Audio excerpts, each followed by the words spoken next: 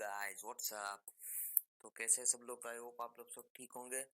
तो चलिए शुरू करते हैं टेस्ट नंबर 46। और आपने जिस किसी ने भी वो लेक्चर नहीं देखा जिसमें पूरा का पूरा कोर्स किया गया है, मतलब बुक लिस्ट और क्या क्या बुक्स पढ़नी चाहिए, कौन कौन सी बुक पढ़नी चाहिए, तो वो दोनों के दोनों लेक्चर और सिलेबस है वो दोनों लेक्चर कवर करवा दिए गए हैं। काफी बच्चों की डिमांड थी, इसलिए स्पेशली अब से आज से रेगुलर अब अपने टेस्ट सीरीज चालू कर देंगे। तो यार प्लीज वीडियो को शेयर कीजिए, ठीक है, सब्सक्राइब कीजिए, जिस जो भी है मतलब जो देख रहा है वो भी लाइक कीजिए, शेयर कीजिए और सब्सक्राइब कीजिए, ठीक है। एक बड़ी सी फैमिली हमको बनानी है, ठीक है। टारगेट इस महीने का 1000 सब्सक्राइबर रखे हैं, यानी कि 1000 फैमिली मेंबर रखे हैं। तो प्लीज और प्लीज हेल्प कीजिए, सपोर्ट कीजिए, और कोई भी प्रॉब्लम हो तो सीधा मुझे मैसेज कर दीजिए, ठीक है।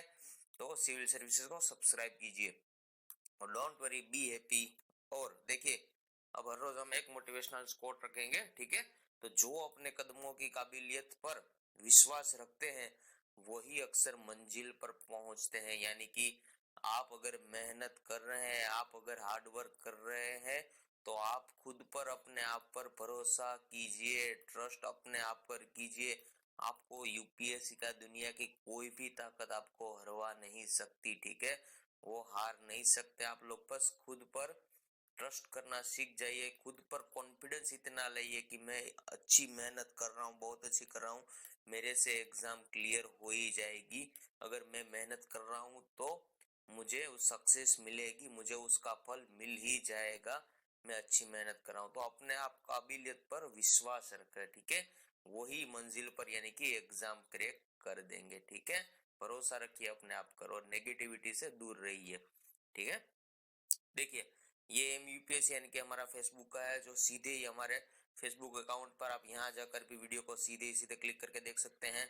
टाइम ज्यादा नहीं लेता है। फेसबुक लिंक है या टेलीग्राम पर हम ज्वाइन कर सकते हैं। यूट्यूब लिंक तो पहले दी हुई है। तो चलिए शुरू करते हैं। पहला क्वेश्चन देखिए, प्रोटेम स्पीकर के बारे में पूछा गया है। इसके बारे में मुझे काफी ये जब 5-6 क्वेश्चन अच्छे लगे इसलिए उठा लिए।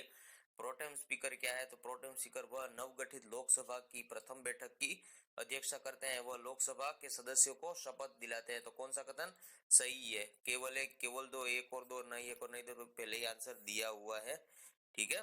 तो दोनों के दोनों कथन सही, यानी कि वह नवगठित लोकसभा, जो लोकसभा जो गठित हुई, यानी कि अभी कितनी है, 17वीं लोकसभा है, तो उसकी जो प्रथम बैठक होती है उसकी अध्यक्षता प्रोटेम स्पीकर करता है। यानी कि प्रोटेम का अर्थ होता है क्या है? थोड़े समय के लिए ही, मतलब जो थोड़े समय के लिए होता है उसको प्रोटेम स्पीकर कहते हैं, ठीक है। देखिए प्रोटेम एक लैटिन भाषा का अर्थ है, ठीक है। उसको कुछ समय के लिए, वास्तव में राज्य विधानसभाओं या लोकसभाओं के स्पीकर होते हैं।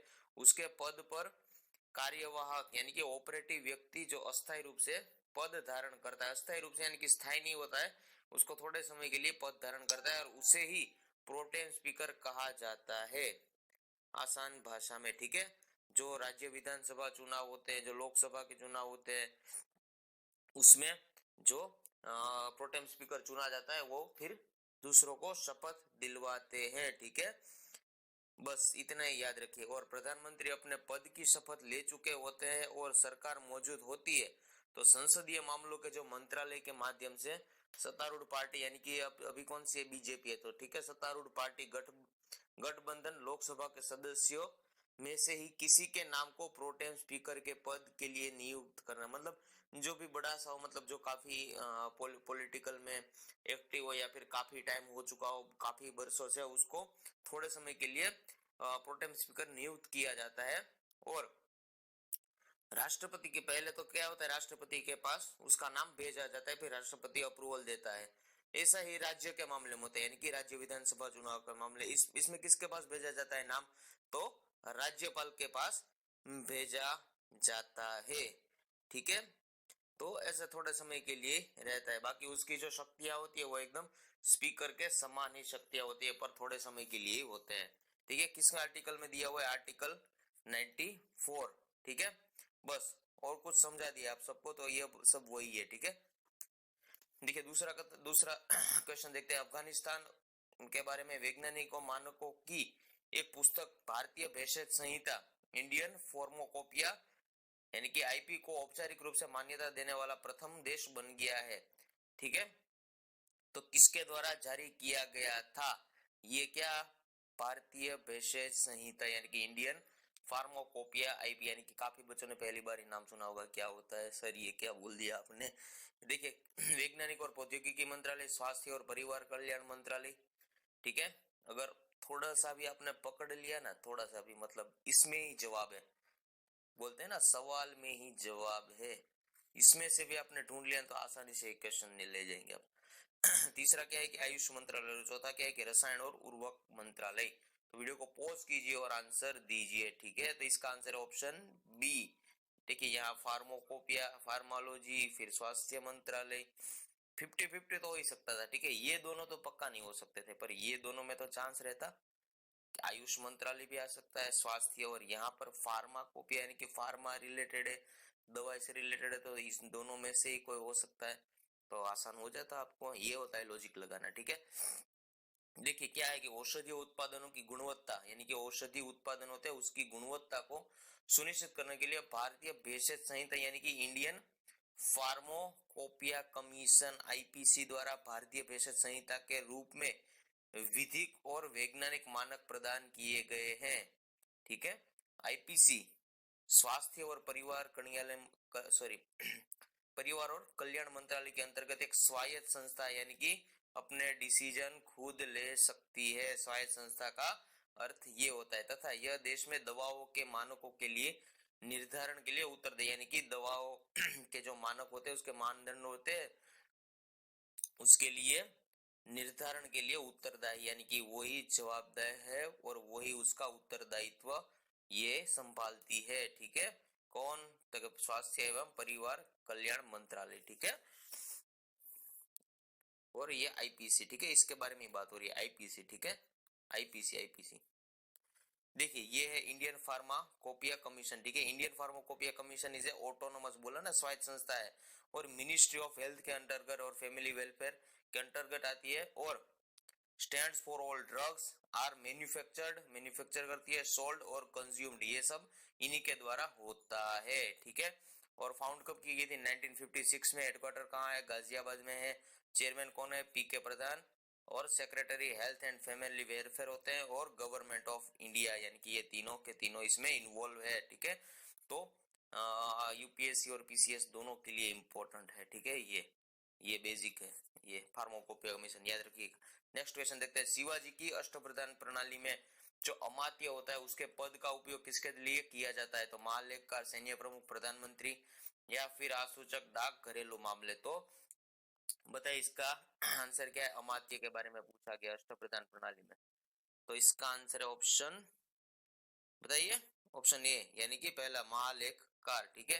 देखिए शिवाजी एक महान प्रशासक थे, उन्हें प्रशासन की एक सुदृढ़ प्रणाली की स्थापना की थी, बहुत अच्छी, मतलब सुदृढ़, एकदम मजबूत है इसे, ठीक है। राजा प्रशासक का केंद्र बिंदु था, और राजा को अष्टप्रधान नामक मंत्रिपरिषद द्वारा सहायता मिलती थी, यानी कि अपने में क्या है, ये अभी जैसे प्रधानमंत्री है उसके नीचे जो कैबिनेट मंत्री है, जो अलग अलग मंत्रालय है, तो यहाँ पर भी ऐसा होता था। यहाँ पर शिवाजी प्रधानमंत्री थे, ठीक है, और उसके नीचे जो अष्टप्रधान थे वो सब अलग अलग मिनिस्ट्री थी, ठीक है। तो ऐसे होता है।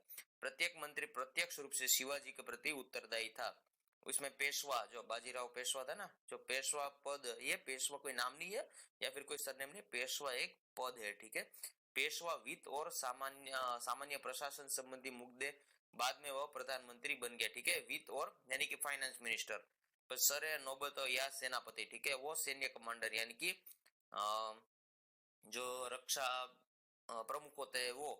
फिर अमात्य है वो महालेखकार, ठीक है। वाक्यानवीस यानी कि आसूचक और डाक और घरेलू मामलों में, ठीक है। और सचिव जो वो पत्राचार, ठीक है, पत्र का व्यवहार, पत्राचार।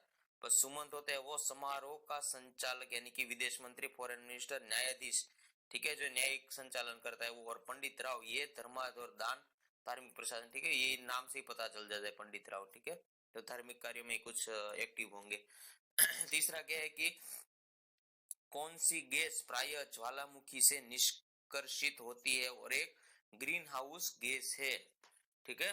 तो दोनों दोनों को सम्मान देना है कि ज्वालामुखी से निष्कर्षित होती है और एक ग्रीन हाउस गैस है। तो कार्बन डाइऑक्साइड, मीथेन, जलवाष्प या फिर फॉस्फिन।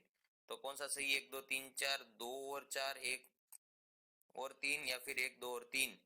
तो इसका आंसर है ऑप्शन डी। ठीक है, यानी कि पहला, दूसरा और तीसरा कथन सही है, यानी कि ये तीनों गैस जो ज्वालामुखी से निष्कर्षित यानी ज्वालामुखी से निकलती है, और ये तीनों गैस ग्रीन हाउस गैस है। ठीक है, ये नहीं, ये चौथा गलत है। देखिए, बहुत ये सब इतना काम का नहीं, यहाँ तक कि थोड़ा सा ही काम का है, तो उतना पढ़ा देता हूँ। ये सब है ना, अब केमिस्ट्री के मतलब ये थोड़ा केमिस्ट्री में डीप में घुस गए, तो इतना सब कुछ अब किसी भी एग्जाम में, यूपीएससी में तो काफी वर्षों से केमिस्ट्री को छुआ तक नहीं, और पीसीएस एग्जाम में भी नहीं पूछा जाता, और ये तो नहीं पूछा जाएगा। ठीक है, देखिए समझा, ज्वालामुखी के विस्फोट के, देखिए मैं यहाँ पर अंडरलाइन नहीं कराऊँ, क्योंकि ये सब थोड़ा मतलब वो तो है, तो दिखेगा नहीं आप लोगों को। ठीक है, तो ज्वालामुखी के विस्फोट से वायुमंडल में जल बाष्प, carbon dioxide, sulphur dioxide, hydrogen sulphide, hydrogen अम्ल, ठीक है, और कार्बन मोनोऑक्साइड जैसी विषाक्त गैसों का उत्सर्जन होता है। किससे? कि जो ज्वालामुखी फटता है उससे वायुमंडल में ये सब गैसें निकलती है। ठीक है, ज्वालामुखी गैसों का प्रमुख घटक क्या है, ये इंपॉर्टेंट है। ठीक है, जल बाष्प यानी कि H2O, फिर है CO2 कार्बन डाइऑक्साइड, फिर है सल्फर, ठीक है, और एक है सल्फर डाइऑक्साइड, जो उच्च तापमान वाली ज्वालामुखी गैस है। कौन? सल्फर डाइऑक्साइड, SO2 याद रखना। ठीक है, उच्च तापमान वाली ज्वालामुखी गैस। और दूसरा उसके रूप में, या हाइड्रोजन सल्फाइड यानी कि H2S, जो निम्न ताप वाली ज्वालामुखी गैस है उसके रूप में, तथा nitrogen, argon, helium, neon, methane, carbon dioxide और हाइड्रोजन। ठीक है, ये सब क्या है? ज्वालामुखी गैसों के प्रमुख घटक है। एक ज्वालामुखी विस्फोट के दौरान निष्कासित सबसे प्रचुर गैस जल बाष्प है। सबसे ज्यादा निकलने वाली प्रचुर गैस हो तो वो है, क्या है? जल बाष्प, यानी कि H2O है। ठीक है, याद रखना, जल बाष्प विषाक्त नहीं होती, यानी कि जहरीली नहीं होती, और यह विस्फोटक के दौरान, जो विस्फोट होता है उसके दौरान अत्यधिक मात्रा में निष्कासित होती है, और वास्तव में पृथ्वी के भीतर से, यानी कि पृथ्वी के अंदर से ही गहरे जल को बाष्प के रूप में खींचकर फिर नीचे से, नीचे ही होती है पर धीरे धीरे ऊपर आकर खींचकर, और उसे जल चक्र में शामिल कर ग्रह में, जो ग्रह को लाभ पहुंचाती है, यानी कि यहाँ से निकलती है। ठीक है, विस्फोट होती है। बस इतना सा इंपॉर्टेंट है, यहाँ तक ही है। ठीक है, ये सब रहने दीजिए। ठीक है, वो ये काफी डीपली कर, अगर काम आपको मतलब पढ़ना हो, अगर इंटरेस्ट हो तो ठीक है, तो आप अपने तरीके से मतलब थोड़ा पढ़ लीजिएगा। ठीक है, और मैं पीडीएफ भी प्रोवाइड कर रहा हूँ। ठीक है, थोड़ा काम बहुत खत्म हो जाए, फिर उसके बाद टेलीग्राम में आपको जितनी भी टेस्ट हुई है उसकी पीडीएफ भी मिल जाएगी। ठीक है, देखिए क्वेश्चन 6 देखते हैं। NCLT important, most important question है। ठीक है, राष्ट्रीय कंपनी विधि अपील अधिकरण यानी कि एनसीएलटी के संदर्भ में निम्नलिखित कथनों पर विचार कीजिए। तो एनसीएलटी एक अर्धन्यायिक निकाय है जिसका गठन कंपनी अधिनियम 2013 के तहत किया गया था। एनसीएलटी के अध्यक्ष एवं न्यायिक सदस्यों की नियुक्ति, इसकी नियुक्ति भारत के मुख्य न्यायाधीश के परामर्श के बाद ही की जाती है। और तीसरा क्या है कि इस न्यायाधिकरण के अध्यक्ष एवं सदस्यों का कार्यकाल 6 वर्ष का होता है। तो कौन सा कथन सही है, ये पूछा गया। 1 और 2, 1 और 3, 1 2 और 3 और केवल 3। तो वीडियो को पॉज कीजिए और अपना आंसर दीजिए, मैं ही दे देता हूँ। चलिए, देखिए इसका आंसर ऑप्शन ए, यानी कि 6 वर्ष का कार्यकाल नहीं होता है। हाँ सही है। ठीक है, देखिए राष्ट्रीय कंपनी कानून अपीलीय न्यायाधिकरण बहुत इंपॉर्टेंट है, बहुत इंपॉर्टेंट है। कॉपी पेन पर ये लिख लीजिएगा, लिख लीजिएगा ही, क्योंकि अभी भी मतलब अभी जो केस चल रहा है जो टाटा कंपनी और साइरस मिस्त्री के बीच में, तो वही इसका पूरा मामला है। ठीक है, देखिए एनसीएलटी एक अर्धन्यायिक निकाय है, इंपॉर्टेंट, लिख लीजिएगा, अर्धन्यायिक निकाय है। ठीक है, न्याय देने की शक्ति रखते हैं। ठीक है, इसका गठन कंपनी अधिनियम 2013 के माध्यम से किया गया था। फिर से इंपॉर्टेंट, 2013 कंपनी अधिनियम के किया गया था। यह राष्ट्रीय कंपनी विधि न्यायाधिकरण यानी कि एनसीएलटी के आदेशों के खिलाफ अपील की सुनवाई करती है, यानी कि जो एनसीएलटी, ये दोनों अलग अलग है। ठीक है, ये सबसे ऊपर वाली है। ठीक है, और ये उसके नीचे वाली, यहाँ पर संतुष्ट नहीं मिला। ठीक है, तो फिर ये लोग मतलब जिन लोगों को फैसला अच्छा नहीं लगा या फिर उसके विरुद्ध में फैसला आया है, तो ये लोग एनसीएलटी में अपील कर सकते हैं। ठीक है, देखिए इसलिए बोला गया है कि एनसीएलटी के आदेशों के खिलाफ अपील की सुनवाई करता है कौन? ये एनसीएलएटी, ठीक है। एनसीएलटी के अध्यक्ष एवं न्यायिक सदस्यों की नियुक्ति भारत के मुख्य न्यायाधीश के परामर्श से की जाती है, ठीक है। आईएमपीए भारत के मुख्य न्यायाधीश के परामर्श से की जाती है। इसके अध्यक्ष की नियुक्ति और न्यायाधिकरण के अध्यक्ष एवं सदस्यों की पदावधि 5 वर्ष की होती है, 5 वर्ष की होती है, ना कि 6 वर्ष की, ठीक है। देखिए एनसीएलटी का गठन एनसीएलटी के आदेशों के खिलाफ अपील सुनने के लिए कंपनी अधिनियम 2013 की धारा 410 के तहत किया गया था। किसका गठन? एनसीएलटी का गठन, ठीक है। ये एनसीएलटी के ऊपर की है, ठीक है। जैसे कि अपने में ना हाई कोर्ट सुप्रीम कोर्ट, तो ये एनसीएलटी हाई कोर्ट है और एनसीएलटी सुप्रीम कोर्ट है। ये सिर्फ इतना ही है फर्क, ठीक है। पर इसमें जो फैसला को मतलब फैसला जिसको अच्छा नहीं लगा या फिर जो उसके विरुद्ध में वो 45 दिनों के अंदर एनसीएलटी में अपील कर सकता है, ठीक है। आगे देखेंगे, ठीक है। एनसीएलटी एक अर्धन्यायिक निकाय है जो कंपनियों से संबंधित विवादों का निर्णय करता है, ठीक है। याद रखना, कंपनियों से संबंधित विवादों का निर्णय, इंटरव्यू का क्वेश्चन तो बन ही जाएगा, ठीक है, कि एनसीएलटी क्या है। एनसीएलटी 1 दिसंबर 2016 से प्रभावी जो दिवालियापन संहिता 2016 यानी कि इंसॉल्वेंसी बैंकरप्सी कोड 2016 आईबीसी की तरह 61 के तहत एनसीएलटी द्वारा पारित आदेशों के खिलाफ अपील की सुनवाई के लिए एक अपीलीय अधिकरण भी है, ठीक है। एनसीएलटी दिवाला और दिवालियापन संहिता 2016 की तरह 202, 211 के तहत पारित आदेशों के खिलाफ भी एक अपीलीय अधिकरण, ठीक है। ये सब सिर्फ इतना याद रखना, बैंकरप्सी है, ठीक है। इसके खिलाफ जो अपील की सुनवाई है उसके लिए फैसला करता है, ठीक है। और एनसीएलटी के किसी भी आदेश से असहमत व्यक्ति सर्वोच्च न्यायालय में अपील दायर कर सकता है, यानी कि अरे भाई साहब देखिए क्या समझाऊं, कहाँ जगह ही नहीं है कहीं पर। हाँ ये देखिए सबसे ऊपर कहाँ पर है, देखिए सबसे ऊपर है एनसीएलटी, ठीक है। उसके बाद है एनसीएलटी और उसके ऊपर है सुप्रीम कोर्ट, ठीक है। अगर यहाँ फैसला विरुद्ध में आया, मतलब यहाँ फैसला यहाँ से अपील की जा सकती है यहाँ पर एनसीएलटी, और यहाँ से अपील की जा सकती है सुप्रीम कोर्ट में, ठीक है।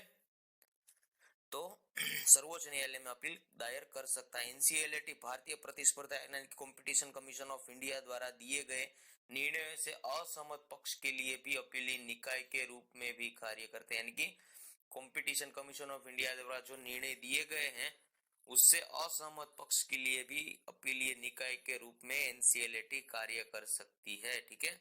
अब इसकी प्रक्रिया क्या है, अपील करने की प्रक्रिया? तो एनसीएलटी किसी निर्णय से असहमत पक्ष के 45 दिन के भीतर दिए गए निर्णय की एक प्रति को प्रस्तुत करके एनसीएलटी में अपील कर सकती है। यानी कि यहाँ से जो अगर आपको अपील करनी हो आगे तो 45 दिन के अंदर करनी पड़ती है। एनसीएलटी संतुष्ट है कि अपीलकर्ता के पास पर्याप्त कारणों पर आप अपील कर सकते हैं, पर आपके पास एक वेरिएबल रीजन होना चाहिए, पर्याप्त कारण होना चाहिए। तो वह अपीलकर्ता को अपील के लिए निश्चित 45 दिन की निर्धारित अवधि से छूट प्रदान करती है, ठीक है। एनसीएलटी के किसी भी आदेश से असहमत पक्ष निर्णय में यानी कि पक्ष निर्णय के 60 दिन के अंदर सर्वोच्च न्यायालय में अपील दायर कर सकती है, ठीक है। अगर एनसीएलटी भी निर्णय से भी खुश नहीं है तो सर्वोच्च न्यायालय को 60 दिन के अंदर ही जो अपील दायर करनी पड़ती है, ठीक है, सर्वोच्च न्यायालय में, ठीक है। देखिए अभी तो मामला उसका टाटा और साइरस मिस्त्री का तो सुप्रीम कोर्ट तक पहुंच ही गया है, ठीक है। देखिए नेक्स्ट क्वेश्चन है ट्रेस के बारे में। ट्रेस यूनिट के संदर्भ में निम्नलिखित कथनों पर विचार कीजिए। तो इसका गठन महाराष्ट्र में चाइल्ड पोर्नोग्राफी के खिलाफ कार्यवाही करने के लिए किया गया था। यह बाल यौन शोषण सामग्री के विरुद्ध 2016 से सक्रिय गया। हाल ही में इस यूनिट से जुड़े अधिकारी इंटरपोल में प्रशिक्षण के लिए भेजे गए थे। तो कौन सा कथन सही है कि 1 2 2 3 1 3 या फिर उपयुक्त सभी? तो वीडियो को पॉज कीजिए और अपना आंसर दीजिए। देखिए इसका आंसर ऑप्शन सी यानी कि 1 और 3, ठीक है, बीच वाला गलत है, ठीक है, क्योंकि वो 2019 है, ठीक है। यहाँ पर यहाँ पर 2016 नहीं, यहाँ पर 2019 लिख लीजिएगा, ठीक है। आइए नेक्स्ट अब देखते हैं क्या है पूरा मामला। देखिए ट्रेस यानी कि tactical response against cyber child exploitation, trace, ठीक है, उसका फुल फॉर्म है, ठीक है, याद रखना पीसीएस में पूछा जाएगा। इसलिए यूनिट का गठन महाराष्ट्र में चाइल्ड पोर्नोग्राफी, जो चाइल्ड पोर्नोग्राफी बहुत बढ़ गई है, ठीक है, चाइल्ड पोर्नोग्राफी के खिलाफ कार्यवाही करने के लिए किया गया था। चाइल्ड पोर्नोग्राफी जो 18 साल के नीचे के जो बच्चे हैं उसको चाइल्ड पोर्नोग्राफी काफी छोटी उम्र में ही लत लग जाती है, ठीक है। और यह यूनिट वर्ष 2019 से बाल यौन शोषण सामग्री, चाइल्ड सेक्सुअल अब्यूज मटेरियल के खिलाफ पूरे देश में जागरूकता अभियान का एक हिस्सा है ट्रेस, ठीक है। इसलिए कथन एक सही है, कथन दो गलत है, क्योंकि 2019 से 2016 ने हाल ही में महाराष्ट्र पुलिस ने चाइल्ड पोर्नोग्राफी के लिए इंटरपोल के एक सॉफ्टवेयर की सहायता ली, ठीक है, तथा ट्रेस यूनिट के कुछ अधिकारियों को इंटरपोल की दक्षिण एशियाई विंग में भेजा, ना कि इंटरपोल में, ठीक है, दक्षिण एशियाई विंग में प्रशिक्षण के लिए भेजा था। तो इसलिए तीसरा कथन भी गलत हो गया, इंटरपोल में नहीं, इंटरपोल की दक्षिण एशियाई विंग है उसमें भेजा था। नेक्स्ट क्वेश्चन देखते हैं, जगन्नाथ जीव क्रांति के संदर्भ में निम्नलिखित कथनों पर विचार कीजिए। तो यह तमिलनाडु सरकार द्वारा प्रारंभ की गई एक योजना है। इस योजना के अंतर्गत महिलाओं में भेड़ और बकरियों का वितरण किया जाएगा। तो कौन सा कथन सही है? केवल एक, केवल दो, न तो एक नहीं दो और एक और दो, यानी कि सबके सब दोनों के दोनों कथन सही है। तो बताए कौन सा आंसर सही है? देखिए इसका आंसर है पहला तो कथन है, क्योंकि ये तमिलनाडु नहीं है, यहाँ पर है आंध्र प्रदेश, ठीक है। दूसरा कथन सही है, ठीक है। देखिए दूसरा है इसका आंसर। देखिए जगन्नाथ जीव क्रांति योजना इंपॉर्टेंट है, इंपॉर्टेंट है, आंध्र प्रदेश सरकार द्वारा प्रारंभ की गई है और इस योजना महिलाओं के जीवन स्तर को बेहतर बनाने में मदद करेगी, ठीक है। अगर भेड़ बकरियां सरकार देंगी तो उससे अपना उसका दूध बेचकर या फिर जो ऊन निकलता है उसके, तो उससे बेचकर या फिर काफी पैसे थोड़े बहुत अपने जीवन गुजार के पैसे भी निकाल सकती है, ठीक है, और काफी अच्छी बात है, ठीक है। इसके तहत महिलाओं में चरणबद्ध तरीके से 2.50 यानी कि 2.5 लाख, ठीक है, 2.5 लाख यूनिट भेड़ और बकरियां का वितरण किया जाएगा। बस इतना ही है इसमें इम्पोर्टेंट। देखिए कौन से देश आसियान रक्षा मंत्रियों की बैठक प्लस में शामिल है? कौन से देश आसियान रक्षा मंत्रियों की बैठक प्लस एडीएम प्लस में शामिल है? तो ऑस्ट्रेलिया, न्यूजीलैंड, कोरिया गणराज्य और यूनाइटेड किंगडम। तो एक और तीन, एक तीन चार, एक दो और तीन और एक दो तीन चार। तो वीडियो को पॉज कीजिए और अपना आंसर दीजिए। तो इसका आंसर है ऑप्शन सी, यानी कि यूनाइटेड किंगडम नहीं है। आसान क्वेश्चन है, आसान इसलिए है क्योंकि सर ने पहले ये क्वेश्चन करवा दिया है एडीएम प्लस के बारे में, इसलिए, ठीक है। देखिए वर्ष 2007 में सिंगापुर में आयोजित आसियान रक्षा मंत्रियों की दूसरी बैठक में सर्वप्रथम एडीएम प्लस के गठन की बात हुई थी। 2010 में प्रथम बार इसकी बैठक यानी कि आसियान रक्षा मंत्रियों की बैठक एडीएम प्लस, ठीक है, उसकी पहली बैठक आयोजित हनोई वियतनाम में की गई थी। आईएमपी याद रखना, पहली बैठक हनोई वियतनाम 2010। वर्तमान में एडीएम प्लस में 10 आसियान देशों के अतिरिक्त कौन है? भारत, ऑस्ट्रेलिया, चीन, जापान, न्यूजीलैंड, कोरिया गणराज्य, रूसी संघ, संयुक्त राज्य अमेरिका शामिल है। इसमें कहीं पर भी यूके का नाम नहीं है, ठीक है। यह स्पष्ट है कि यूनाइटेड किंगडम शामिल नहीं है तथा ऑस्ट्रेलिया, न्यूजीलैंड, कोरिया गणराज्य इसमें शामिल है। नेक्स्ट क्वेश्चन देखते हैं, महाधिराज की उपाधि किसके द्वारा धारण की गई थी? किसकी? महाधिराजन, महाधिराज, सॉरी राजस्थानी आ गया। चंद्रगुप्त प्रथम, समुद्रगुप्त, चंद्रगुप्त द्वितीय या फिर कुमारगुप्त? कौन सा कथन सही है? ये एक, एक और दो, एक और तीन, दो और चार, किसकी? महाधिराज की उपाधि। देखिए इसका आंसर है ऑप्शन बी, यानी कि एक और दो, चंद्रगुप्त प्रथम और समुद्रगुप्त, ठीक है। देखिए समुद्रगुप्त और उसके पिता चंद्रगुप्त प्रथम ने ही महाधिराज की उपाधि धारण की थी। समुद्रगुप्त के दादा और परदादा को उल्लेख महाराज के रूप में ही मिलता है, ठीक है। और समुद्रगुप्त की मां कुमार देवी थी जो